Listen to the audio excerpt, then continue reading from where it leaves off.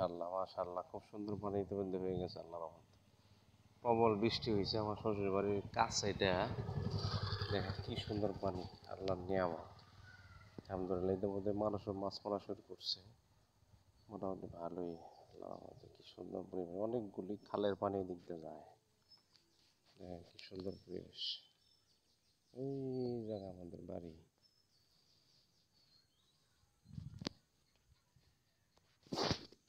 এই ব্রিজটা ইয়ে গেছে, দুর্বল হয়ে গেছে, নতুন করছিল।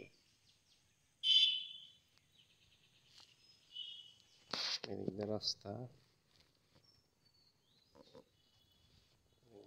এদিক দিয়ে আবার বৃষ্টি আসতে পারে।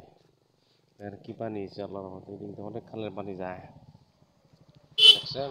চমৎকার, আল্লাহর নিয়ামত পানি।